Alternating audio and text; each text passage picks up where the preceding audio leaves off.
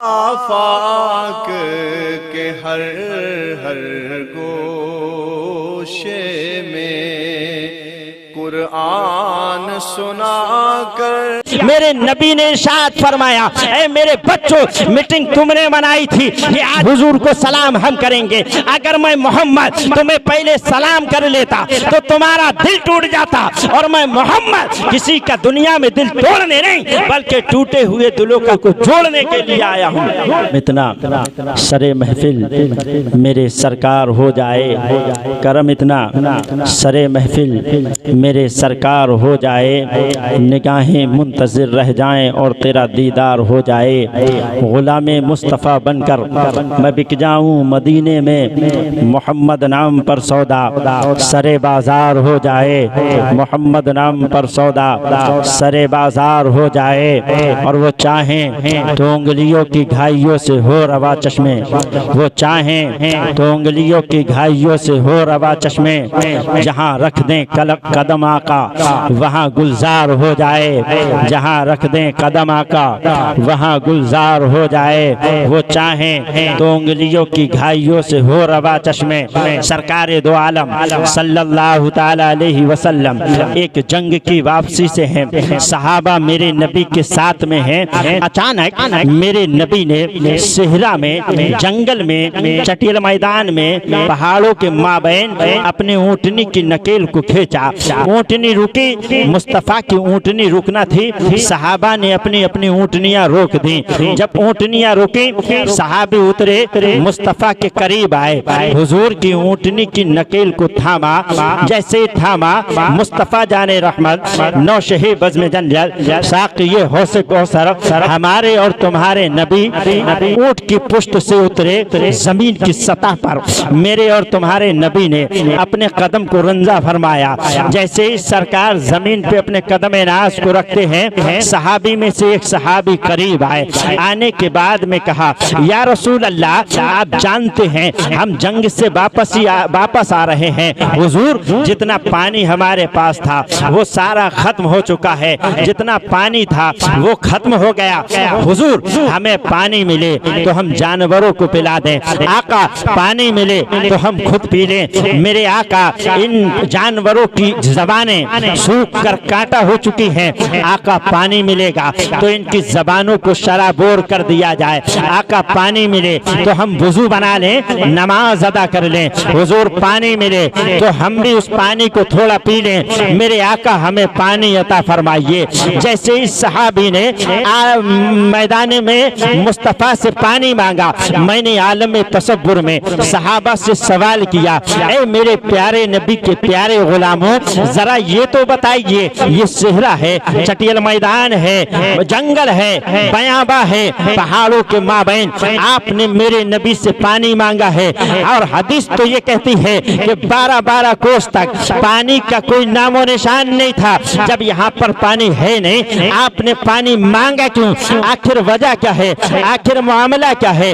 آخر معمہ کیا ہے؟ جب میں نے عالم تصور میں صحابی سے سوال کیا ہے تو صحابی نے عالم تصور میں مجھے جواب دیتے ہوئے فرمایا، ہم نے کہا ذرا یہ تو بتائیے کیا مصطفیٰ کا قدم کسی سمندر کے قریب تھا جو آپ نے پانی مانگ لیا؟ کیا حضور کا قدم کسی کنویں کے پاس تھا جو آپ نے پانی مانگ لیا؟ کیا مصطفیٰ کا قدم کسی حوض کے پاس تھا جو آپ نے پانی مانگ لیا؟ آخر وجہ کیا ہے؟ آخر معاملہ کیا ہے؟ آخر معمہ کیا ہے؟ تو میرے نبی کے غلاموں نے فرمایا، محمد بدر الدین قادری سعدی اس آسمان کے نیچے، اس زمین کے اوپر اور اس مشرق و مغرب کے مابین پروردگار عالم جل جلالہ و عما نوالہ نے اگر کسی کو ساقی حوض کوثر اور مالک و مختار بنا کے بھیجا ہے تو وہ جناب محمد رسول اللہ کو بنا کے بھیجا ہے، تو وہ جناب محمد رسول اللہ کو بنا کے بھیجا ہے۔ میرے اور آپ کے پیارے نبی ایک جنگ سے واپسی آ رہے ہیں، صحابہ میرے نبی کے ساتھ ہے، धूप शिद्दत की है, चटियल मैदान है, सेहरा है, रेत गरम है, चलकता हुआ पत्थर है, और मेरे नबी बैठ गए सहन में, और बैठने के मेरे नबी बैठ गए दरख्त के नीचे, और सहाबा को मुखातिब होके मेरे और आपके नबी ने इरशाद फरमाया, ऐ मेरे प्यारे सहाबा, प्यारे दीवानों, सुनो सुनो, ये चटियल मैदान है, सेहरा है, जंगल है, बयाबा है, जरा इधर आओ, और आने के बाद में अपने पैर की चप्पल को उतारो, उतारने के बाद में इस पत्थर पे खड़े हो, और खड़े होने के बाद में जरा ये तो बताओ कि तुम्हारे घर में साजो सामान कितना है। जाहिर है जिसके पास जितना सामान होगा उतनी देर उसको चलते हुए पत्थर पे खड़ा होना पड़ेगा, नंगे पैर पे जो है पत्थर, गरम पत्थर पे खड़ा होना पड़ेगा। जब मेरे नबी ने फरमाया, सहाबी में से एक सहाबी आगे बढ़े, पैर को नंगा किया, और जो है गरम पत्थर पे खड़े हुए, और खड़े होने के बाद अपने घर का साजो सामान के बारे में बताना शुरू कर दिया। मिसाल दे दूं, अगर अभी आपसे पूछा जाए, आप बताइए आपके घर में क्या क्या साजो सामान है, तो लिस्ट तैयार करने के लिए वक्त चाहिए, सामान बताने के लिए थोड़ा टाइम चाहिए। घर में कितना साजो सामान है उसके लिए हमें वक्त चाहिए, और हम बता भी नहीं सकते। लेकिन करोड़ों सलाम हो, मेरे नबी फरमाते हैं, जरा ये तो बताइए तुम्हारे घर में साजो सामान क्या है। चप्पल को उतारिए और नंगे पैर आइए, और इस चलते हुए पत्थर पे खड़े हो, और खड़े होने के बाद में इस गर्म पत्थर पे खड़े होने के बाद में जरा ये तो बताओ तुम्हारे घरों में सामान कितना है, साजो सामान कितना है। सहाबी आगे बढ़े, अपनी चप्पल को उतारा है, गरम रेत पे कदम रखा है, रखने के बाद में गरम पत्थर पे अपने कदम को रखा, और चिलकता हुआ पत्थर, धूप शिद्दत की है,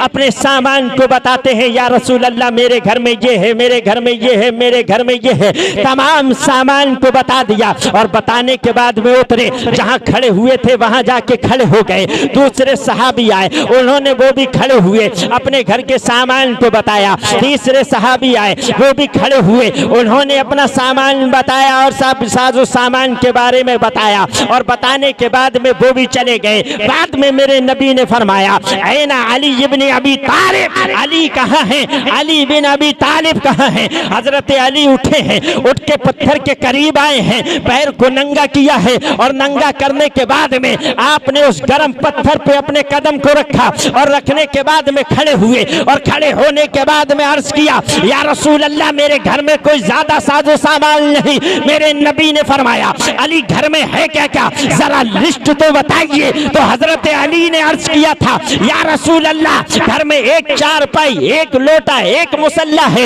इतना कहा हजरत अली ने पत्थर से उतरे हैं, उतर के जहां खड़े थे वहां खड़े हो गए। एक सहाबी आगे बढ़े, आगे बढ़ के मुस्तफा से सवाल किया, या रसूल अल्लाह जरा ये तो बताइए, धूप शिद्दत की है, चिलकता हुआ पत्थर है, रेत गरम है, गर्मी तपिश की है, तपिश बहुत ज्यादा है, या रसूल अल्लाह शिद्दत की गर्मी में आपने हमें नंगे पैर इस चिलकते हुए पत्थर पे खड़ा क्यों किया। आखिर ये सवाल करने की वजह क्या है, आखिर मामला क्या है, आखिर मुअम्मा क्या है। मेरे नबी की ज़बान एकदस खुली, आका इरशाद फरमाते हैं, ऐ मेरे सहाबा सुनो सुनो, ये तो धूप शिद्दत की है, वहां पे रब का जलाल सामने होगा। ये तो रेत की जमीन गर्म है, चिलकता हुआ पत्थर है, वहां पे हश्र के मैदान में तांबे की जमीन होगी। मैं तुम्हें ये तरबियत इसलिए दे रहा हूँ ताकि जैसे तुम यहाँ मुझे सवाल का जवाब दे रहे हो, वैसे ही मैदान महशर में जब रब का जमाल जलाल तुम्हारे सामने हो, सूरज तुम्हारे सबनेज़े पे हो, और तपती हुई जमीन हो, वहां जब तुमसे सवाल हो तो जवाब देते हुए चले जाना, और अपनी जिंदगियों को आगे बढ़ाते हुए चले जाना। ये मेरे नबी की तरबियत का है, मेरे नबी तरबियत देते हुए चले जा रहे हैं। खालिक कुल ने आपको मालिक कुल बना दिया, दोनों जहां हैं आपके कब्जे इख्तियार में। मेरे नबी सहाबा को समझाते हुए चले जा रहे हैं, पढ़ाते हुए चले जा रहे हैं, दीन देते हुए चले जा रहे हैं। आज हमारा मामूल ये है, हम देखेंगे मस्जिद से इमाम साहब आए तो सलाम तो इमाम साहब करेंगे, हमारी मस्जिद का एक कारी आया सलाम तो कारी साहब करेंगे, सलाम तो आलिम साहब करेंगे, सलाम तो मुफ्ती साहब करेंगे। हम आगे बढ़ेंगे नहीं, हम उन्हें सलाम करेंगे नहीं, क्योंकि हम हैं पैसे वाले, हमारे पास है दौलत, हमारे पास है बेहतरीन मकानात, हमारे पास है सोनाटा की घड़ी, हमारे पास है घर में हमारे पैर में है बाटा की चप्पल, हमारे घर में लगा है टाटा का पाइप, हम तो करोड़ों के मालिक हैं, हम क्यों जो है इमाम साहब को सलाम करें और उस पर फिर फख्र करते हैं। मेरा मकान देखो कितना लाजवाब है, मेरी घड़ी देखो कितनी लाजवाब है, मेरी गाड़ी देखो कितनी लाजवाब है, उसके ऊपर तकब्बुर है, अपने आप को इज्जतदार समझते हैं। लेकिन क्या अच्छा मकान होना ये क्या इज्जतदार होने की अलामत है? अच्छी घड़ी होने का नाम क्या इज्जतदार कहा जाता है? जिसके पास ज्यादा पैसा हो क्या उसको इज्जतदार कहा जाता है? वो हम लोग तो ये समझते हैं इसके पास पैसा है ये इज्जतदार है। लेकिन आला हजरत के बेटे हुजूर मुफ्ती आलम इस्लाम से पूछा गया था, हुजूर आप बताइए क्या जिसके पास अच्छा बंगला हो वो इज्जतदार है? क्या जिसके पास बेहतरीन गाड़ी हो वो इज्जतदार है? क्या किसी के पास बेहतरीन लिबास पहनने वाला आदमी हो क्या वो इज्जतदार है? मुफ्ती आज़म आलम इस्लाम ने फरमाया था ना अच्छा मकान वाला इज्जतदार है, ना बेहतरीन गाड़ियों में सफर करने वाला इज्जतदार है, ना अच्छा लिबास ज़ेब-ओ-तन करने वाले का नाम इज्जतदार है। सवाल हुआ था हुजूर जब अच्छे बैंक बैलेंस वाला इज्जतदार नहीं तो फिर इज्जतदार है कौन? तब मुफ्ती आज़म ने फरमाया था अगर इज्जतदार देखना है तो उसको देखना जिसने 4-4 दिन के फाके किए हो, 8-8 दिन जिसके घर में चूल्हा ना जला हो, लेकिन जब उसका इंतकाल हो जाए और इंतकाल होने के बाद में जब उसका जनाजा उसके घर वाले बाहर लेके जाते हो और कब्र की तरफ लेके जाते हो तो जमाना देख के ये कह दे ये कोई दुनियादार नहीं जा रहा है, आमना के लाल का दीवाना जा रहा है। वो है कामयाबी।